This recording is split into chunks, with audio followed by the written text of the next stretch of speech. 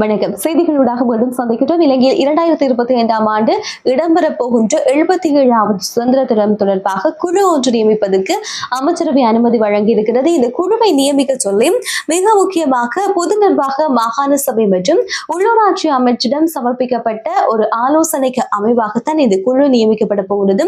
இந்த குழுவினுடைய தலைவராக தற்போதைய ஜனாதிபதி அன்ருகுமார் திசாநாயக்க அவர்கள் செயற்படுவார். பிரதமருடைய பங்கு பெற்றலோடு அமைச்சரவையினுடைய உபகுழு நியமிக்கப்பட இருக்கின்றது. எதிர்வருகின்ற 2025 ஆண்டு பிப்ரவரி மாதம் இடம்பெறப் போகின்ற இலங்கையினுடைய 77வது சுதந்திர தினத்தை ஒழுங்குபடுத்துவதற்காக இந்த குழு நியமிக்கப்பட போகின்றது. கிளீன் ஸ்ரீலங்கா நிதியத்தை ஸ்தாபிக்கிறது முகாமை செய்வதற்கு தற்போது சேலனி அமைப்பதற்கு அனுமதி வழங்கப்பட்டிருக்கிறது. இந்த சேலனியை ஜனாதிபதி அன்ருகுமார் இந்த திட்டம் மீன் கொண்டு வரப்படுகிறது என்றால் இலங்கை பொருளாதாரத்துல மட்டுமல்ல, சமூகம் சார்ந்த விஷயங்கள், அரசியல், மதம் முன்னேற்றுவதன் மூலமாக மக்களுடைய நல்லிணக்கம், வாழ்க்கை முறை எல்லாவற்றையும் முன்னேற்றுவதன் மூலமாக தேசிய பாதுகாப்பு என்பது உறுதிப்படுத்தப்படும் என்று அதனுடைய நோக்காகவும், ஒரு செல்வந்த நாடு, அழகிய நாடு என்பதை இலக்காக கொண்டு இது பயணிக்கப்பட போவதாகவும், எனவே முழுக்க முழுக்க நாட்டை அபிவிருத்தி செய்யக்கூடிய விடயங்கள் இதில் உள்ளடக்கும். மக்களுடைய வாழ்வாதாரம் சார்ந்த விடயங்களை வலுப்படுத்துவதன் இதனுடைய நோக்கமாக பார்க்கப்படுகிறது. எனவே தற்போதும் இதற்கான அனுமதி வழங்கப்பட்டிருக்கிறது. எனவே ஜனாதிபதி ஒரு செயலணியை உருவாக்க போகின்றார். கிளீன் ஸ்ரீலங்கா என்றும் ஒரு நிதியம் அமைக்கப்பட போகிறது. இந்த நிதியம் என்பது வருகின்ற காலப்பகுதியில பெயர் என்னதான் கிளீன் ஸ்ரீலங்கா என்று பெயரிடப்பட்டாலும் இந்த திட்டம் என்பது பொருளாதார அபிவிருத்தி அமைச்சின் கீழ் தான் நிறுவப்பட போகிறது.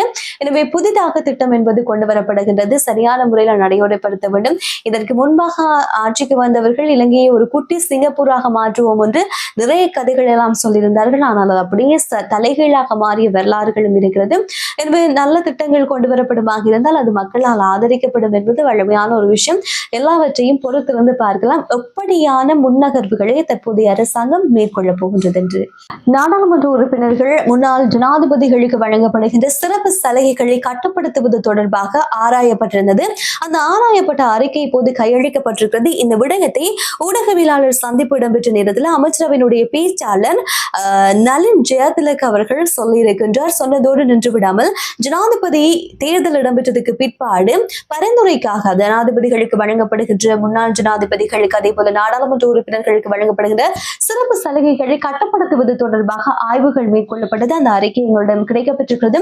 அந்த அறிக்கைகளை தாங்கள் வாசித்து வருவதாகவும் அவதானித்திருக்கின்றோம். அதுல சிறப்பு சலுகைகளை கட்டுப்படுத்துவது தொடர்பான சில பரிசீலனைகளும் ஆலோசனைகளும் முன்வைக்கப்பட்டிருக்கிறது என்ற விடயத்தை அவர் சொல்லியிருக்கிறார். எனவே தேவையில்லாத சலுகைகள் வழங்கப்படுகின்ற பட்சத்தில், அதிகளவான சலுகைகள் ஒதுக்கப்படுகின்ற பட்சத்தில் அது குறைக்கப்படும் என்று தற்போதைய அரசாங்கம் சொல்லியிருக்கிறார்கள். எனவே வருகின்ற நாட்கள்ல இது சார்ந்திருக்கின்ற நடவடிக்கையை இந்த அரசாங்கம் எடுக்கும் என்ற நம்பிக்கை இப்போது வெளியாகி இருக்கிறது. களுத்துறையில கையடக்க தொலைபேசி தொடர்பில் ஏற்பட்ட ஒரு விவகாரத்துல ஒருவர் கத்தியால் குத்தி கொலை செய்யப்பட்டிருக்கிறார். கொலை சம்பவம் தொடர்பாக தற்போது விசாரணை என்பது முன்னெடுக்கப்பட்டு வருகிறது. பண்டாரகம பேமதுவ பிரதேசத்தைச் சேர்ந்த 26 வயதான நபரை இந்த கத்தி குத்து தாக்குதலை மேற்கொண்டிருக்கிறார். 17 வயது சிறுவன் இதுல பலியாக இருக்கிறார். சம்பவம் தொடர்பாக விசாரணைகள் ஆரம்ப கட்ட விசாரணைகள்ல தெரிய வந்த விஷயம், இந்த சந்தேகத்தின் பேரில் கைது செய்யப்பட்ட நபரும் இந்த உயிரிழந்த நபருக்கு இடையில தொலைபேசி தொடர்பான விவகாரம் என்பது ஏற்பட்டிருக்கிறது. வயலில் வேலை செய்து கொண்டிருந்த தருணத்துல எனவே மறைத்து வைத்திருந்த கத்தியால் அந்த 26 வயது நபர் அந்த 17 வயது சிறுவனை குத்தியதாக சொல்லப்படுகின்றது.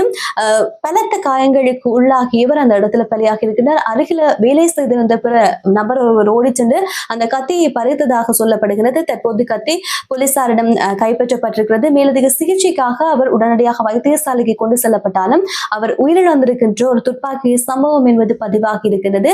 அத்துமீறி இல்லாவிட்டால் கோபத்தினால் ஏற்படுகின்ற இப்படியான விவகாரங்களினால் சிறுவர்கள் அதிகமாக பலியாகி கொண்டிருக்கிறார்கள். இதே போல ஒரு விவகாரத்துல தான் அண்மையில ஒரு மாணவரும், ஒரு பாடசாலை A லெவல் படிச்ச ஒரு மாணவரும் தாக்குதல் நடத்தி கொலை செய்யப்பட்ட சம்பவம் என்று நிறைய சம்பவங்கள் பதிவாகி கொண்டிருக்கிறது. சுய கட்டுப்பாட்டுகளை வளர்த்துக் கொள்வது அவதானம். மிக முக்கியமாக இந்த சம்பவம் தொடர்பாக இனி வருகின்ற நாட்கள் எவ்வாறான நடவடிக்கைகள் என்பது மேற்கொள்ளப்பட போகிறது என்பதையும் பார்க்கலாம். விசாரணைகள் என்பது இடம்பெற்று வருகின்றது. நாடாளுமன்றத்தில் அமைந்திருக்கின்ற எதிர்கட்சி அலுவலகத்தில் வைத்து தன்னை தாக்கியதாக நாடாளுமன்ற உறுப்பினர் ராமநாதன் நட்ரா அவர்கள் சொல்லியிருக்கிறார். நேற்றைய தினம் நாடாளுமன்ற அமர்வு இடம்பெற்ற இடம்பெற்றது. அந்த அமர்வுல தனக்கான நேர ஒதுக்கீடு பற்றி அறிவுறுத்தல் எதுவும் வழங்கவில்லை. எனவே அதை பற்றி விசாரிப்பதாக 2:30 மணி அளவில் எதிர்க்கட்சி அலுவலக பக்கம் தான் சென்று அங்கு கேள்வி எழுப்பியது போல, எனக்கு இன்றைக்கு வழங்கப்படவில்லை, நாளைய தினம் தனக்கு ஒதுக்கீடு மேற்கொள்ளப்படுமா என்பது கேள்வி எழுப்பதற்காக தான் சென்று கேட்டபோது இன்னொரு அறைக்கு தன்னை அழைத்து சென்றதாகவும், இன்றைய தினம் கிடையாது, நாளைய தினம் உங்களுக்கு வழங்கப்படும் என்பது போல சொல்லப்பட்டது.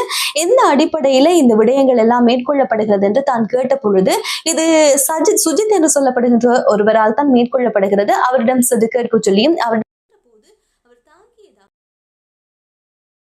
ராமநாதன் அர்ஜுனா அவர்கள் சொல்லியிருக்கிறார். அவருடைய என்னுடைய தந்தை வயதை ஒத்தவர், அதனால் தான் நான் திரும்பி தாக்கவில்லை, இல்லாவிட்டால் தான் திரும்பி தாக்கி இருப்பேன் என்பதாக அவர் சில விஷயங்களை சொல்லியிருக்கிறார். எவ்வாறாக இருந்தாலும் இந்த சமூக ஆலோசனை இவருக்கு வழங்கப்பட்டிருக்கிறது.